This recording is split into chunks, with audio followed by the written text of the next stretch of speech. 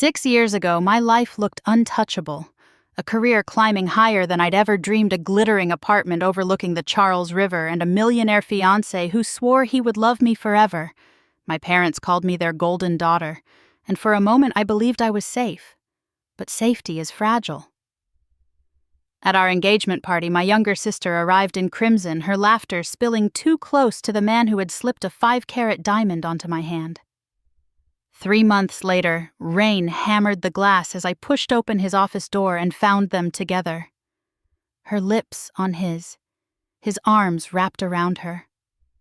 In that moment, everything I had built collapsed, and grief carved itself into my bones. Yet beneath the wreckage, something stronger took root, the vow that if they ever stood before me again, I would no longer be the woman they betrayed. I would be the woman they could not silence. If you're new here, don't forget to hit subscribe, and tell us in the comments where you're tuning in from.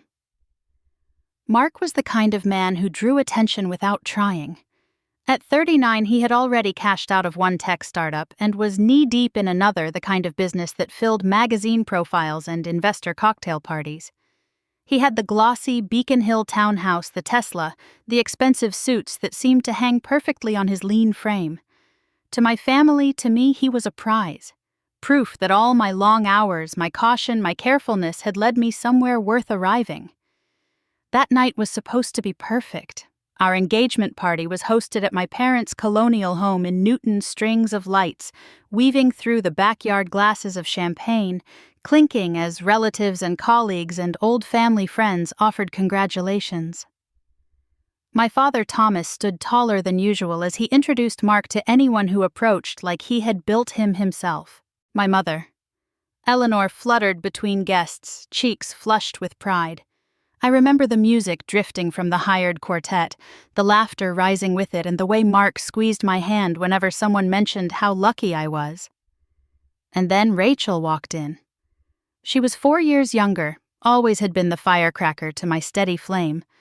Where I was meticulous, she was impulsive. Where I chased degrees and promotions, she chased attention and experiences. That night she arrived in a scarlet dress that clung to every line of her figure, her dark hair loose around her shoulders, her heels clicking against the hardwood as she made her entrance. Heads turned. They always did with Rachel. She carried herself like someone who already belonged at the center of the room. At first I felt only a flicker of irritation. It was my night after all, and she could have chosen something a little less bold. But irritation shifted to something heavier as I watched her glide toward Mark. She laughed too easily at his comments, touched his arm, as though they were sharing a secret, leaned in so close I could smell her perfume from across the table.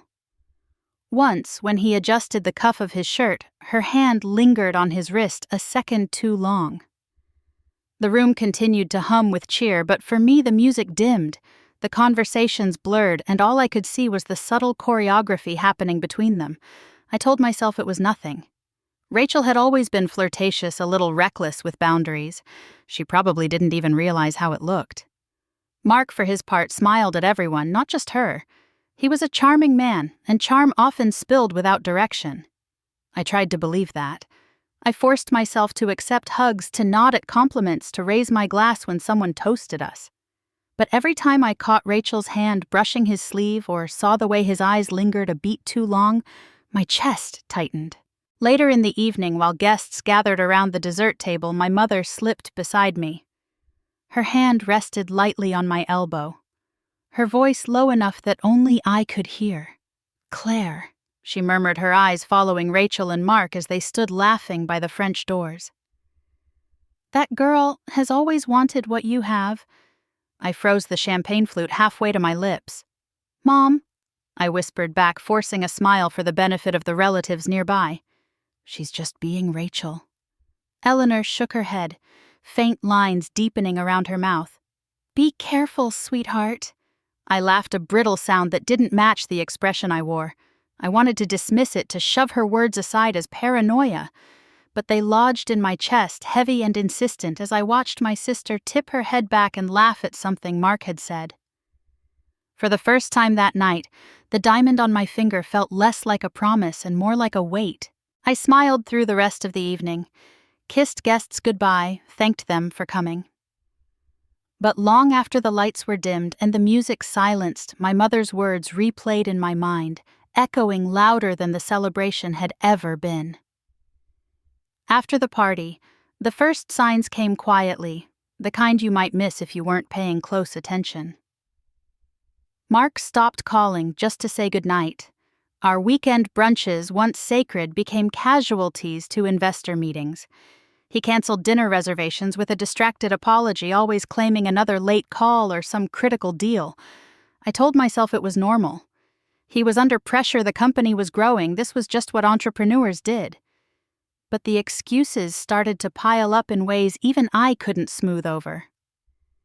One evening he came by my condo in Back Bay, the air cold from the early Boston spring. He hugged me quickly, his coat brushing against my cheek, and I caught a scent. Heavy, floral, unfamiliar. It clung to his jacket, sweet and suffocating. I pulled back slightly, searching his face. "That's not my perfume," I said, trying to keep it light, almost teasing. Mark laughed it off. A colleague, overly affectionate. "You know how some people drench themselves in the stuff?" He kissed the top of my head and walked to the kitchen as if the conversation was already over. I let it go, but the smell lingered, stubborn as a bruise. The unease grew sharper a week later at dinner with my parents. Rachel had joined us, sweeping in with her usual energy, cheeks flushed from the cold. Halfway through the meal, she leaned toward Mark, complimenting his watch, his tie, even the way he explained some dull detail about his latest funding round. Her voice was syrupy, her laughter too loud.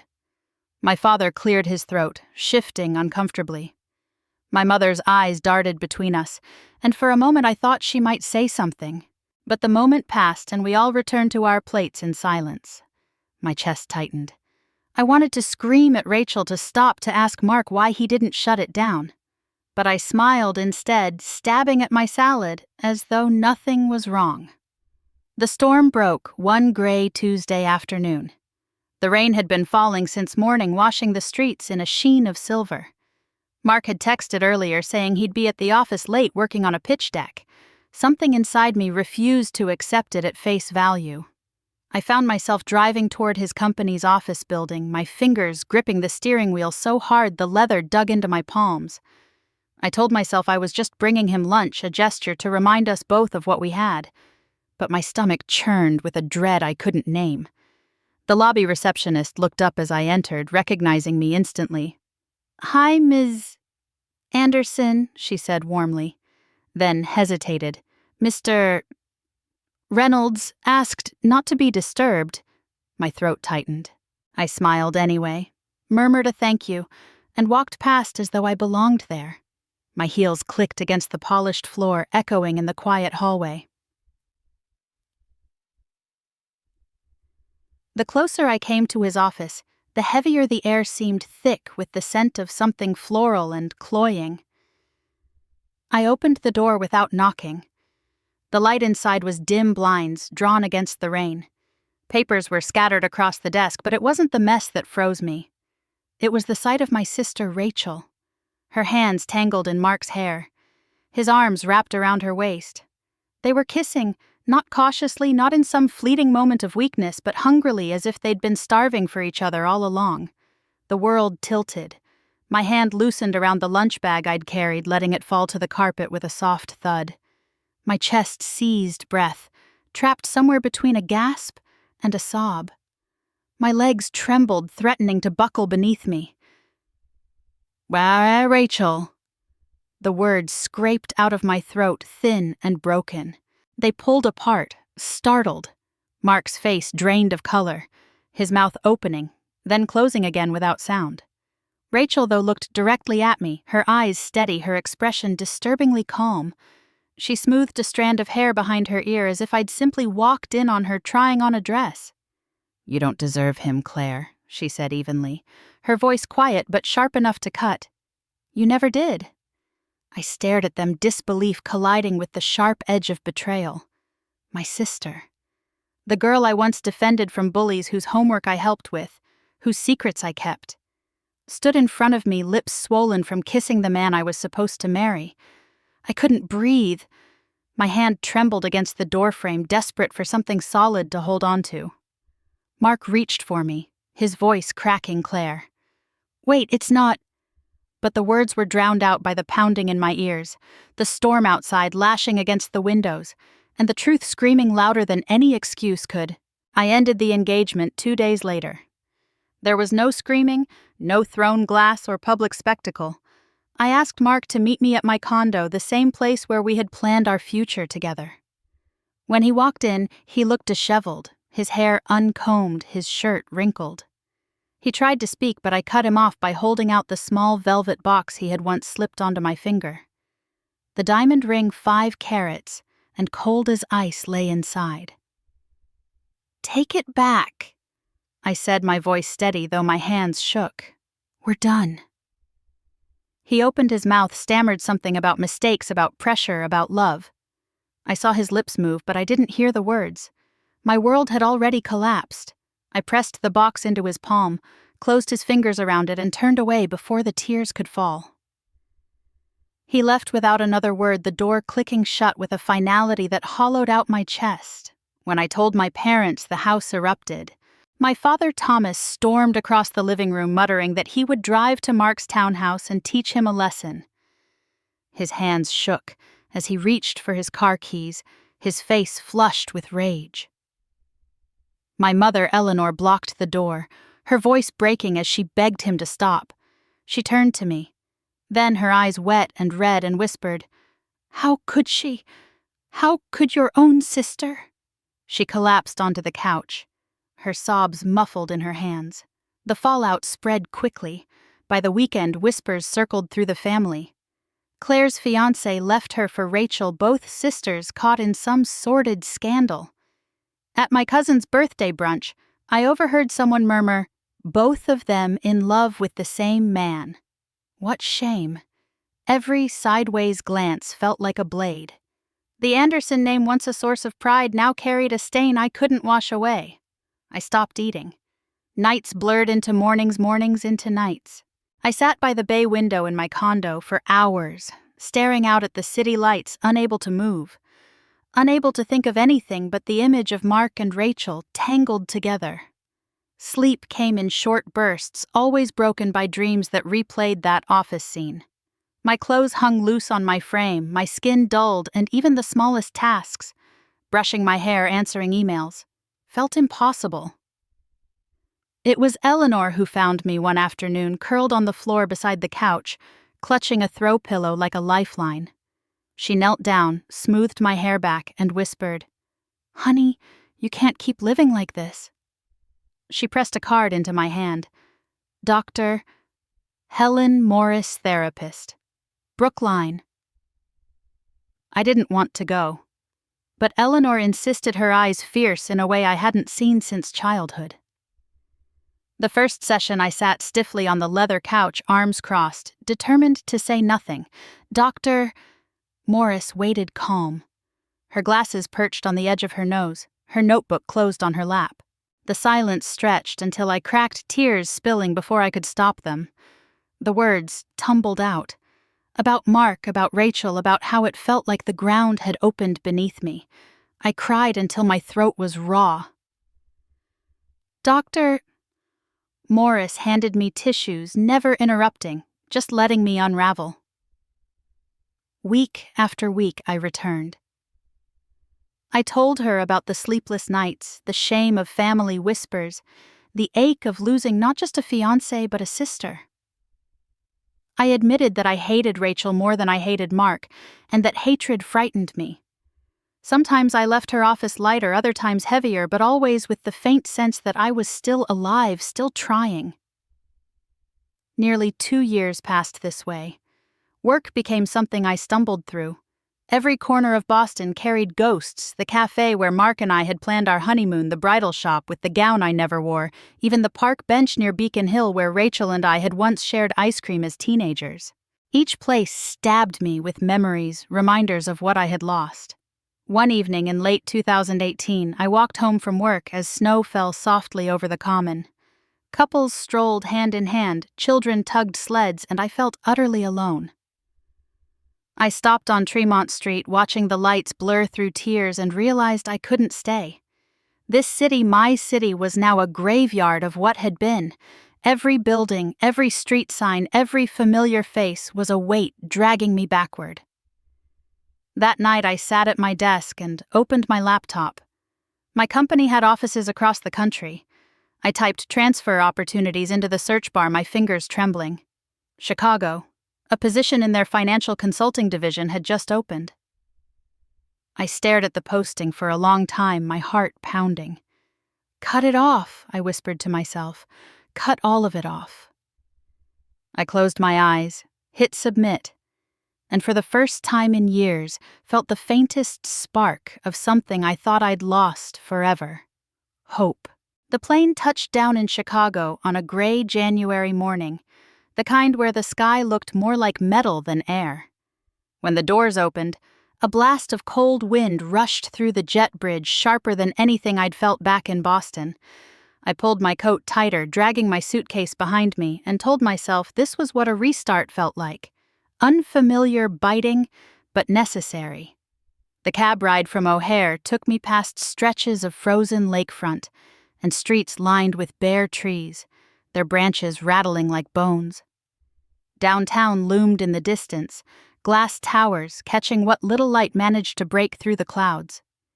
I kept my forehead against the window, watching strangers hurry along sidewalks, their scarves wound high, their shoulders hunched against the wind. No one knew me here. No one whispered about the sister who stole my fiancé. The anonymity pressed against my chest like relief. My new apartment in Lincoln Park was nothing like the condo I'd left behind. The ceilings were low, the paint chipped in spots, the radiator hissed like it had a life of its own. A second-hand couch sagged in the living room and the kitchen table wobbled when I set down my suitcase.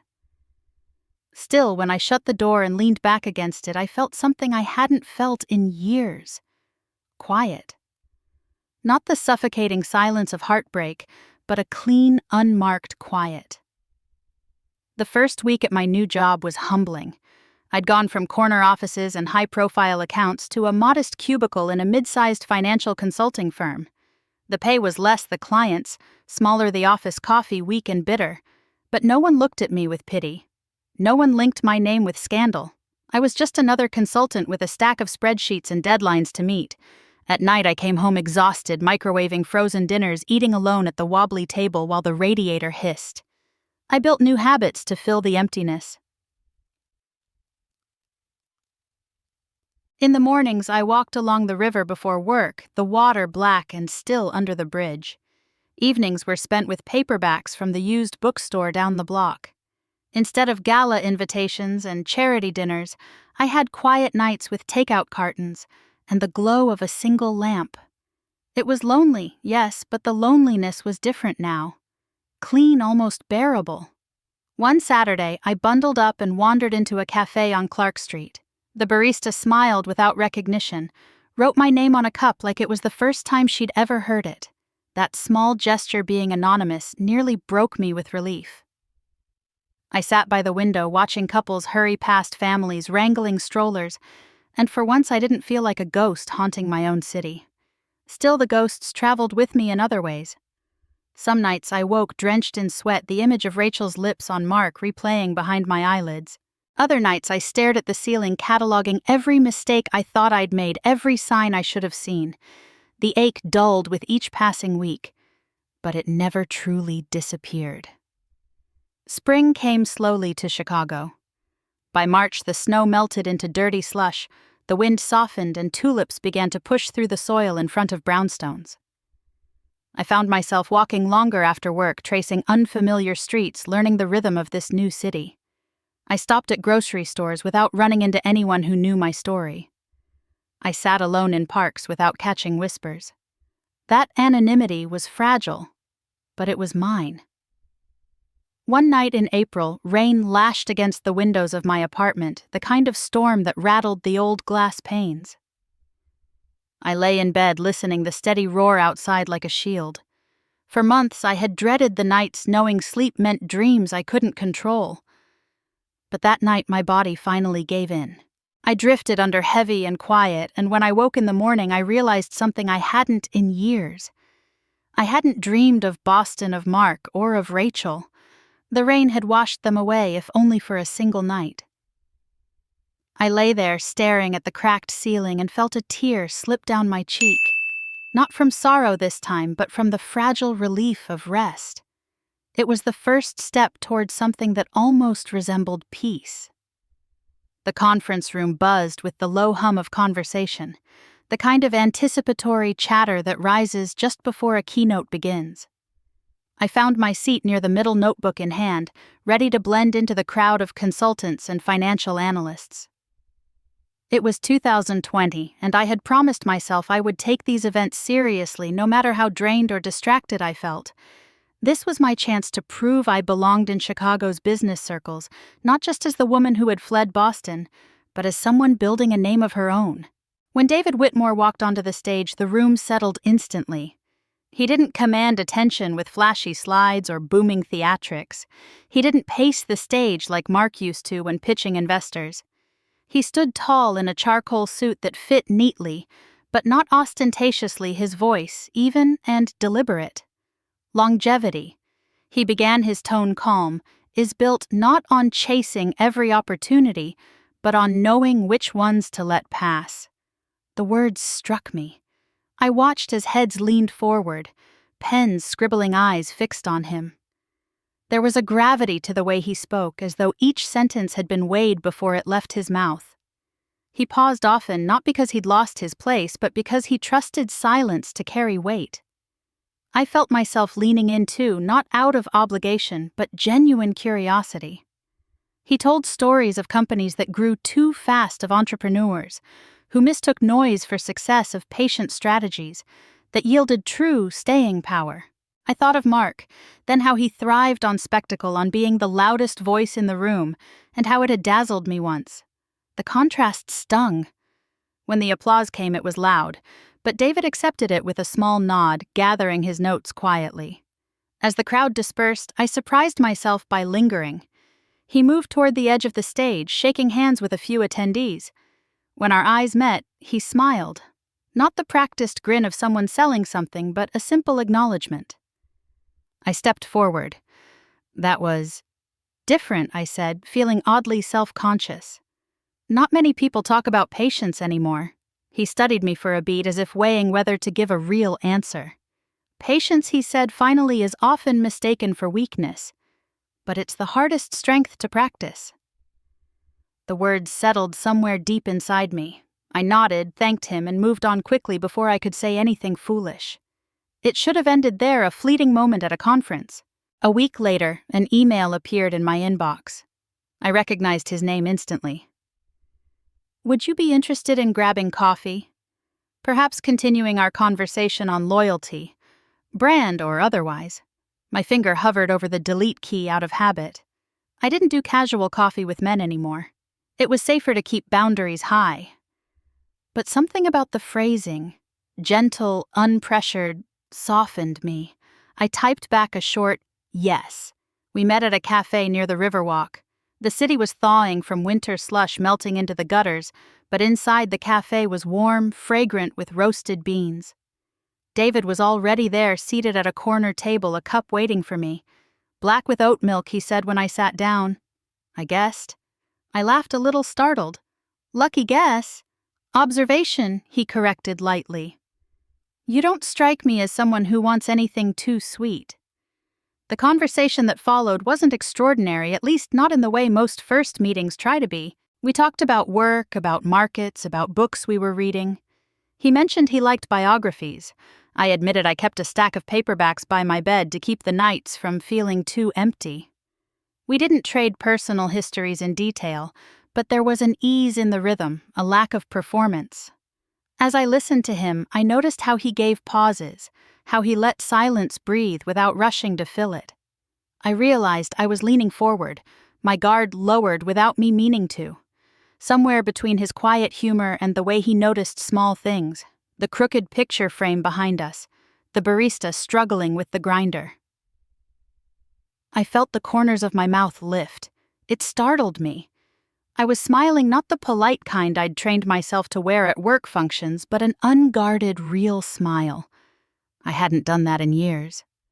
When we parted, he didn't press for another meeting, didn't hover or linger. He simply shook my hand, said I enjoyed this, and walked out into the cool afternoon. I stayed behind a moment, fingers still warm from his handshake, a strange flutter rising in my chest.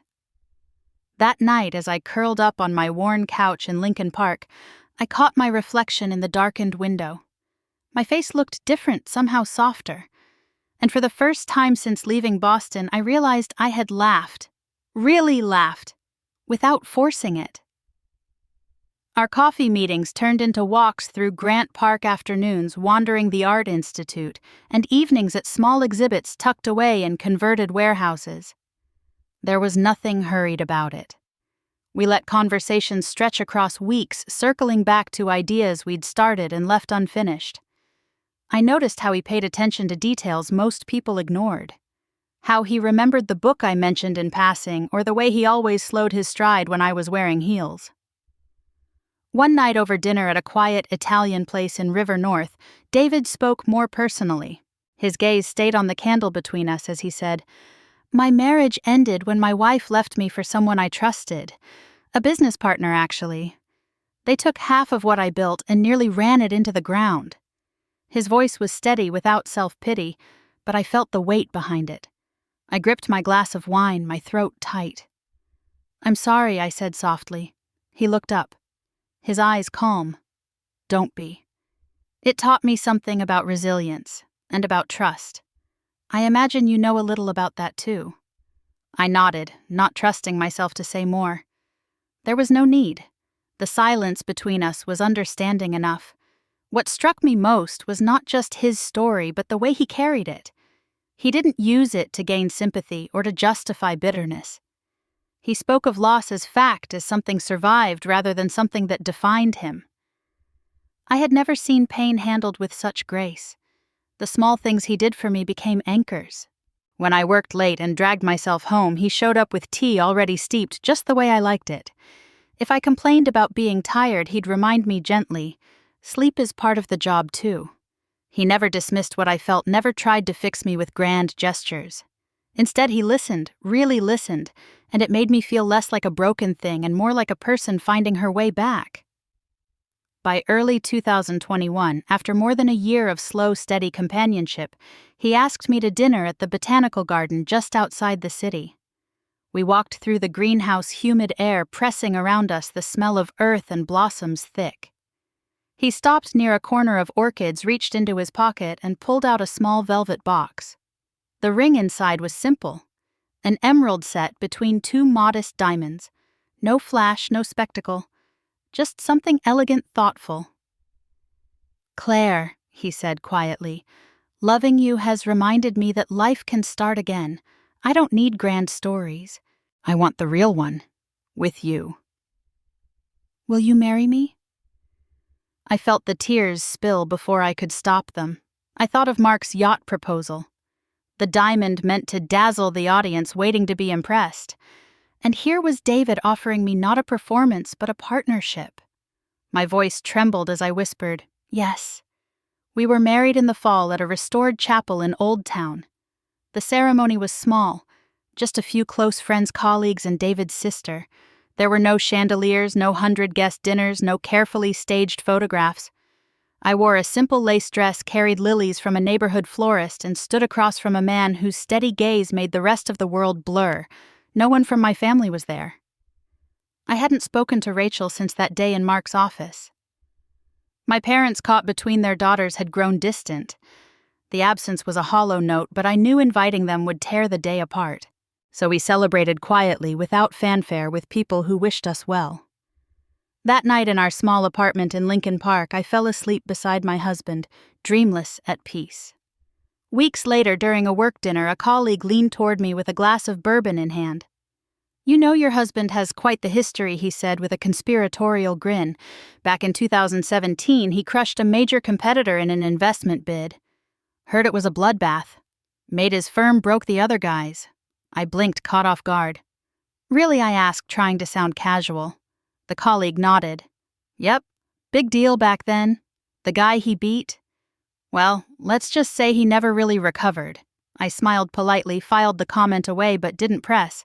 Something inside me stirred curiosity I wasn't ready to follow. Not yet. I let the conversation drift back to safer topics, though the words echoed long after I got home. That night, as I slipped into bed beside David, his breathing already even with sleep, I traced the simple band on my finger and thought about how different this marriage felt. No crowds, no spectacle, no proving anything to anyone. Just a quiet life built moment by moment. And for the first time, I believed it might last.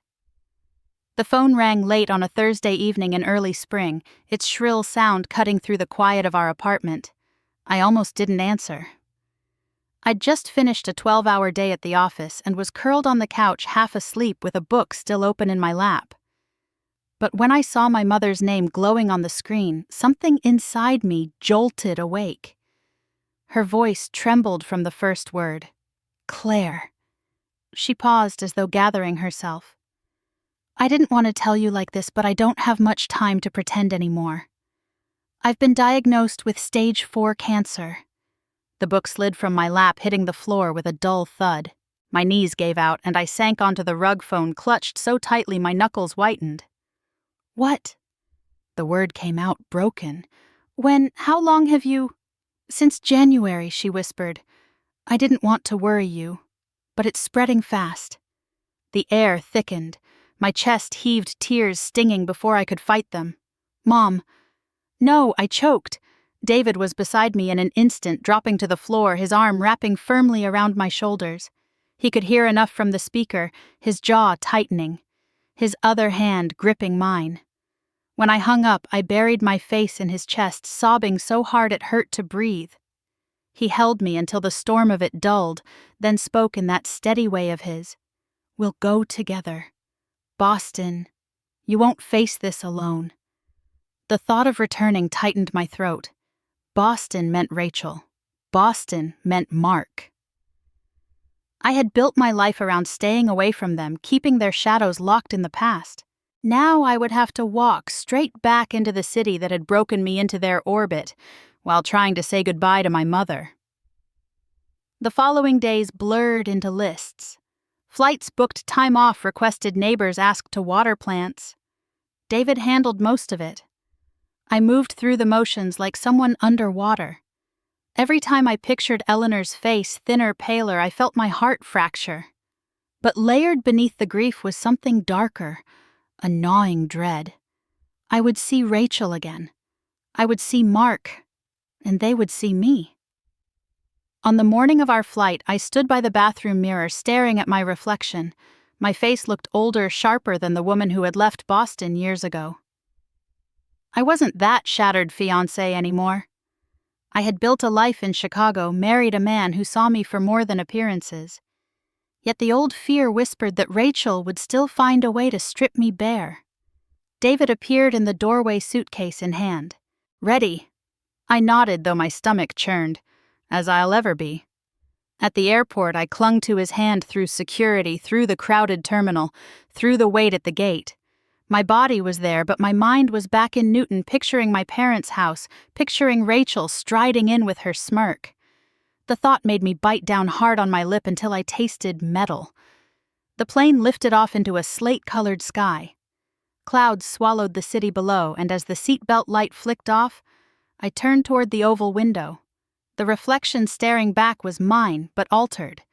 Eyes lined with determination, not just fear. In my head, I spoke the vow I couldn't say out loud. I will not cry when I see them. Not Rachel's practiced cruelty, not Mark's smugness, not their diamond rings or tailored clothes. They took enough from me once. This time I will be the one holding the silence. I will make them swallow theirs. The engines roared louder, the plane slicing eastward through the clouds. My hand found David's warm and steady, and I held on the vow still burning behind my teeth. The funeral home smelled of lilies and polished wood, a quiet perfume that clung to the air. Voices murmured in low tones. cousins I hadn't seen in years offering their condolences as David and I stepped inside. My father sat in the front row, shoulders stooped, his eyes hollow. When he saw me, his mouth quivered, though no words came. I felt every gaze on me as we walked down the aisle toward the casket. Some eyes held sympathy, others thinly veiled curiosity, as if waiting for a storm to break.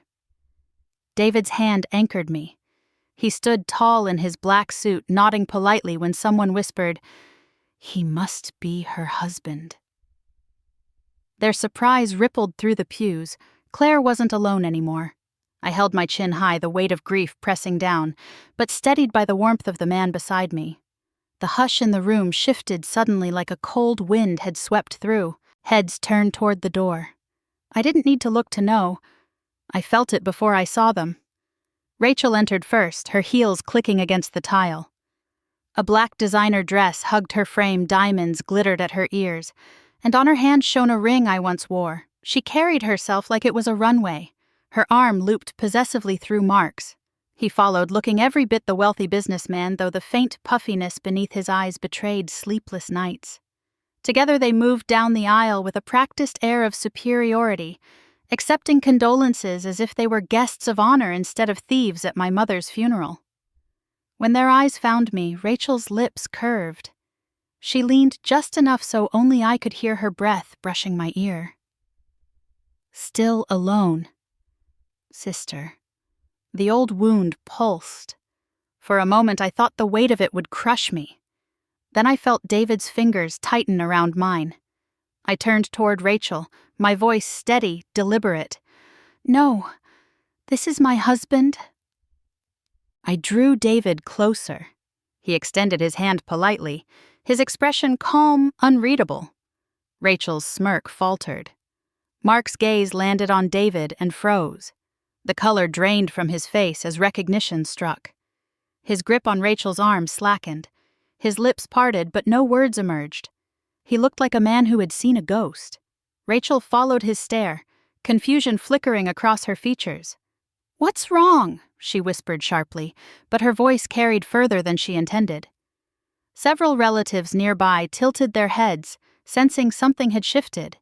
Her mouth opened, ready to reclaim control, but no sound came. Her lips trembled. The silence stretched, heavy, suffocating. Around us, the whispers died. The room once filled with hushed conversations, and the rustle of clothing went utterly still. Every eye turned toward Rachel, waiting. I didn't need to say another word. Her silence was louder than anything I could have shouted. She who had strutted in so sure of her victory stood mute before the very people she wanted to impress. The smugness drained from her face, leaving only a flicker of panic.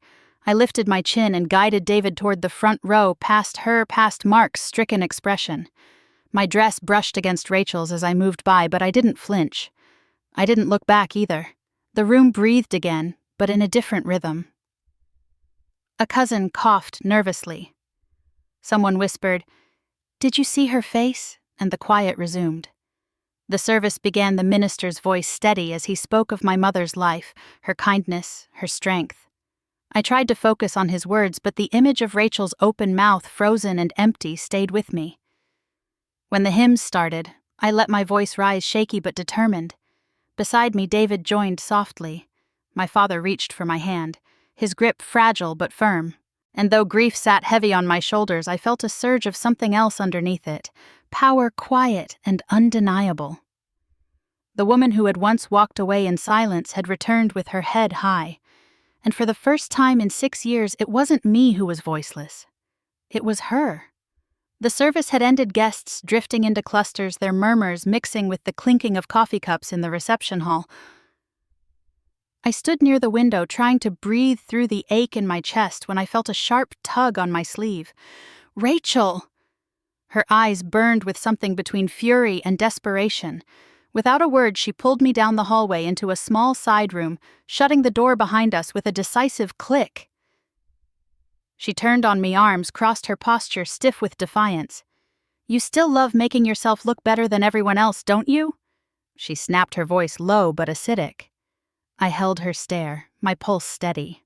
I could have shouted, could have thrown back every cruel word she had ever given me, but instead I reached into my purse. My fingers brushed the worn edges of an envelope. I pulled it out slowly and extended it toward her. "This is from Mom," I said quietly. "She wrote it before she died." Rachel hesitated, her eyes narrowing. Then with a huff, she snatched the letter from my hand. Her fingers shook slightly as she unfolded it. The room fell silent except for the soft scratch of paper as she opened it fully. I watched her eyes move across the page, her face tightening as she read. Mom's handwriting, familiar and uneven, carried words that struck harder than anything I could have said. "If you ever find each other again, remember that forgiveness is not a gift to the other person. It is freedom you give yourself." Rachel's lips parted, but no sound came. Her hand trembled as she clutched the paper, her carefully constructed mask cracking with each passing second. The door opened behind us. David stepped in his presence, calm, unyielding. His voice was even as he looked directly at Rachel. "You know who I am, don't you?" Rachel's head snapped up, confusion flickering. He took a step closer, his tone measured, deliberate. "I'm the man who crushed Mark's bid in 2017. The one who left his company gasping for air. He never recovered from it. That was me." The color drained from Rachel's face. She staggered back the edge of the chair, catching her knees, and sank down heavily, as though her legs could no longer hold her. Her mouth opened in protest, but only a thin gasp came out. I said nothing. I didn't need to. The truth hung heavy in the air, undeniable. Rachel stared down at the letter in her lap, then up at David, then at me. Her eyes glistened, not with anger now, but with something closer to fear, maybe even shame. The sister who had once strutted into every room certain of her victory looked small, hollowed out. For a moment none of us spoke. The weight of everything. Years of betrayal, lies, illusions, pressed down, suffocating. And then, as if her own body betrayed her, Rachel's shoulders slumped forward, the fight seeping out of her frame. Her silence was louder than any argument she could have given. The wall of arrogance she had spent years building had finally crumbled piece by piece until nothing was left but the ruins at her feet. I folded my arms across my chest and looked at her not with triumph, but with the strange clarity of someone who had already moved beyond the war. She had lost, and she knew it. David rested his hand gently on my shoulder, grounding me. "Let's go," he murmured. I nodded. Behind us, Rachel sat hunched in the chair, clutching Mom's letter like it was the only thing keeping her from collapsing completely. We left her there in silence, the weight of her choices settling heavy in the room as the door clicked shut.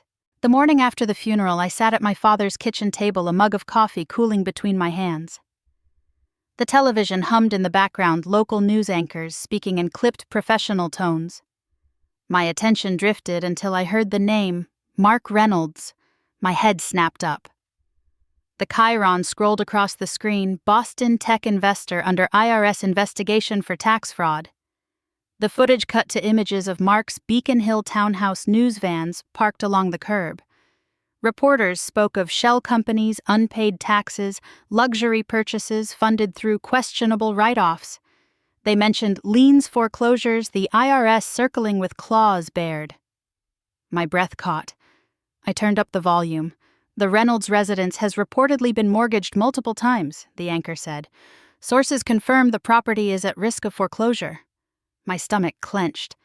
The mansion Rachel had flaunted the glittering backdrop for her social media posts was already slipping away. "Oh, sigh."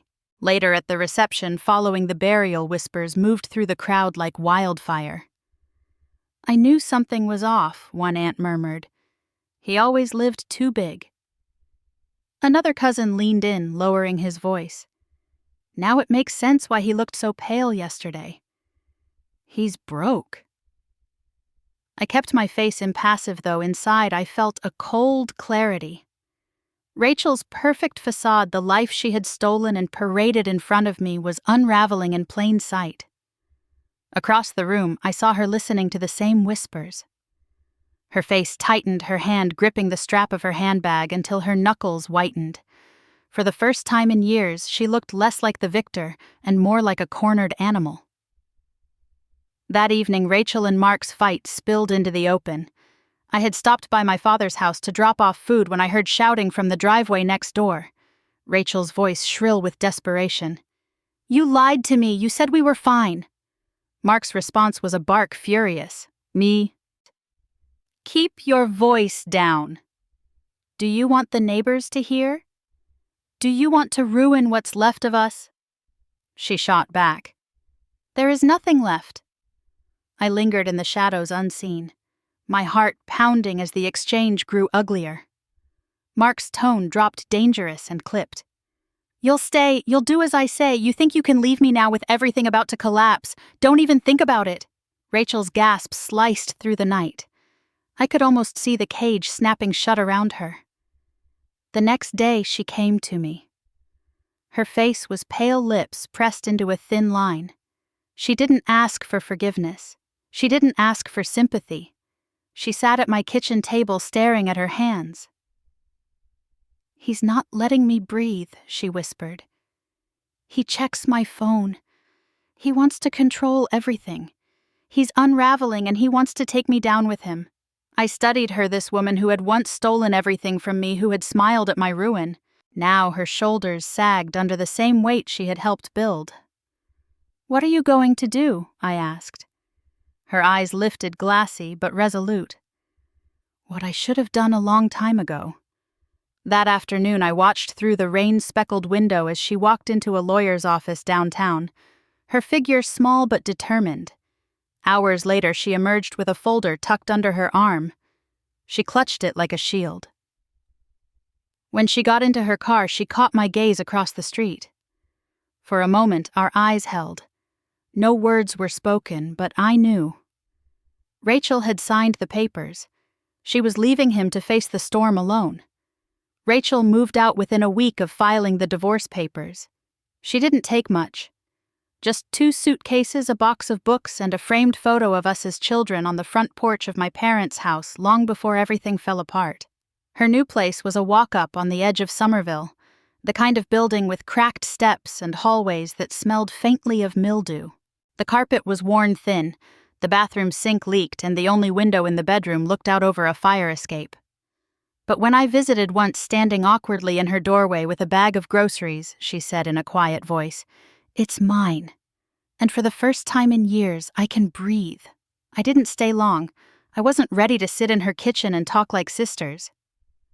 But I left the groceries on her counter, and she managed a small smile of thanks before closing the door behind me. Finding work proved harder for her. The name Reynolds had opened doors when she was Mark's wife. Without it, she was just another woman with a patchy resume and a gap filled with charity luncheons and social events. She applied everywhere. Boutiques, offices, even temp agencies. Rejections piled up like unpaid bills. One evening I saw her sitting in her car in the community center parking lot, shoulders heaving, face buried in her hands. She didn't see me, but I stayed in my car watching, torn between pity and resentment. Back home, I told David what I had seen. He didn't offer advice, just listened as always. When I finally asked, "Do you think I should help her?" he answered carefully, "Only if you can do it without reopening the wound. Help shouldn't come at the cost of your own healing." That night, I scrolled through my contacts until I found the number for a director I knew at the local women's community center in Newton. They ran workshops for women trying to re-enter the workforce, women who had been abandoned, divorced, or simply left behind. I typed out a text to Rachel with the contact information, hesitated, then hit send. She didn't reply. 2 weeks later, my father mentioned at dinner that Rachel had started working part-time at the center. "She's coordinating some of their programs," he said, his voice cautious, as though testing my reaction. "Seems like it's good for her." I nodded, not trusting myself to say more. But inside, I felt something shift. When I finally visited the center one afternoon, I found her in a classroom arranging chairs in a circle. She was thinner, her hair tied back in a simple knot, her clothes plain but neat. I stood in the doorway unnoticed, listening as she spoke to a group of women. "I know it feels impossible right now," she said, her voice steady. "But you're not alone. Every day you show up here, you're already proving to yourself that you can start again." Her words startled me. This was not the Rachel who had sneered at me across dinner tables, who had smirked with Mark's arm around her waist. This was a woman trying, perhaps for the first time, to be something more than someone else's reflection. I slipped out before she saw me. Weeks passed. Our interactions grew into brief civil exchanges, texts about Dad's doctor's appointments, updates on Mom's belongings, neutral territory. It wasn't reconciliation, not yet, but the ice was thinning. One evening I stopped by my father's house. He was sitting on the porch, wrapped in a cardigan against the chill. He looked up as Rachel and I walked out together for once, not at each other's throats. A smile ghosted across his face, small but genuine. "Your mother would be glad," he murmured. "She always wanted you girls to find your way back." As the sun dipped low, Rachel lingered by my car. Her hands fidgeted with the strap of her purse, her eyes avoiding mine. Then, barely above a whisper, she said, "I regret it, Claire. All of it." The words hung between us, fragile, almost unbelievable. My throat tightened. I didn't answer, not right away. For the first time in years, I let her words sit without pushing them away, without turning them into another weapon. She looked at me, then really looked, and for a moment I saw the girl I had once protected, the sister who used to crawl into my bed during thunderstorms. Her voice cracked. "I'm sorry, I didn't forgive her." Not yet, but I didn't walk away either. I stood there in the cooling evening, my father watching from the porch, the air heavy with something that wasn't quite peace but wasn't war anymore either. It was a beginning, fragile and uncertain but real. The seasons turned, and by the start of 2023 I found myself standing in a quiet kitchen in Chicago, one hand resting on the gentle curve of my belly. The news had come suddenly on an ordinary Tuesday morning, a faint pink line on a test I almost didn't take. I had cried into David's chest that day, overwhelmed by the idea that after everything I had lost, something so new and fragile could take root inside me. Our home wasn't grand. It was a modest 2-bedroom on a tree-lined street in Lincoln Park, its floors creaking with every step and its walls painted in warm, lived-in tones. But it was ours. I filled one room with soft colors, pale blues and creams, a crib tucked against the far wall, tiny socks folded in a drawer. I'd run my fingers over the wooden railings in the evenings, whispering promises to a child I hadn't yet met. David carried himself differently now, too. He hummed in the mornings while brewing coffee, off-key but comforting. He placed his hand on my stomach whenever we passed each other in the hall, as if to remind me that he was already connected to this little life. One evening I caught him sitting in the nursery with a book of bedtime stories in his lap, reading softly to an empty crib. The sight nearly undid me. One afternoon the phone rang. I saw Rachel's name flash across the screen and hesitated before answering. Her voice came through quieter than I remembered, almost hesitant. "I heard the news," she said. "About the baby." I pressed the phone closer to my ear. "Yes," I said softly. There was a pause. Then, "Congratulations, Claire. Truly, I'm happy for you." Her words landed like something I'd been bracing against for years. They weren't bitter, they weren't barbed. They were plain sincere. I let out a breath I hadn't realized I was holding. "Thank you, Rachel. That means more than you know." We didn't linger. We exchanged only a few words about Dad, about her work at the community center, and then the call ended. But when I set the phone down, the silence that followed felt lighter than it had in years. Later that night, I sat by the nursery window with a leather-bound journal in my lap, a gift I'd bought myself but hadn't touched until then. I opened to the first page, pen poised. "My dearest child." I began, the ink flowing steadily. "I don't know who you'll grow up to be or what kind of voice you'll laugh with. I don't know what you'll fear or what you'll love. But I know this: people may try to take things from you. Plans may fall apart. Hearts may betray you. There will be moments when you question your worth. But remember, if you still have your dignity, your love, and your truth, you still have everything. I paused, my hand pressed to the curve of my belly, the baby shifting beneath my touch. Tears blurred the ink, but I didn't wipe them away.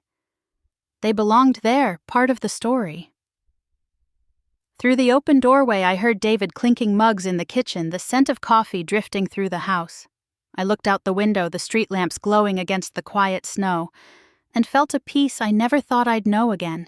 The woman who once fled Boston in pieces had built a life not out of revenge alone, but out of survival, resilience, and love. Rachel had her regrets and I had mine, but the war between us no longer defined me. What defined me was here. This home, this man, this child waiting to arrive.